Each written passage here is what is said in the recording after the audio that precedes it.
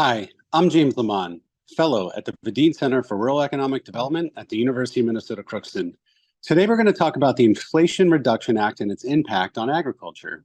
The IRA, also known as, or which it's also known as, was created about 2 years ago by the Congress in order to basically mitigate inflationary pressures on the economy, but also invest in a number of infrastructural elements that would be important to critical sectors of the economy.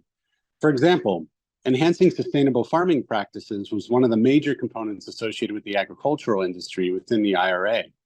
This includes the expansion of conservation programs, reducing emissions and enhancing soil health.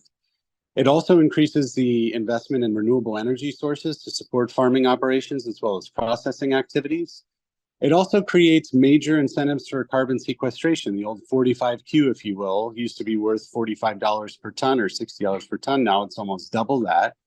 And then there was additional money made available to universities as well as industry within the farming sector focused on research and development, new agricultural technologies, as well as practices that would enhance sustainability. And then there are a number of assistance components associated with small and medium farming operations, which are going to be very important given that a majority of the farms in many of the upper Midwestern states, consider North Dakota, where you have almost 30,000, are mostly small and medium-sized farming operations.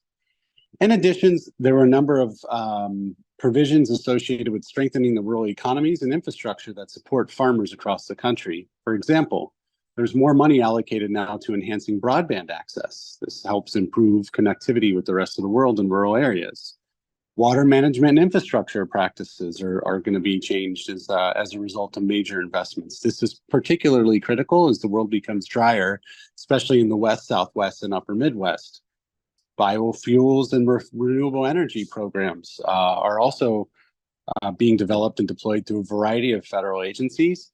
And then there are a number of rural energy savings programs that help rural families and businesses invest in a number of energy efficient improvements, whether it's associated with their businesses and or those that process from those businesses. And then lastly, strengthening supply chains. As we've learned over the last several years, inflation, COVID, a number of trade challenges, tariffs, you name it, have certainly impacted the way the world trades. And we're trying to build a more resilient economy at home and bolster supply chain verticals. And we're seeing that through a number of provisions embedded in this legislation as well. Thank you for joining me. We'll see you next time.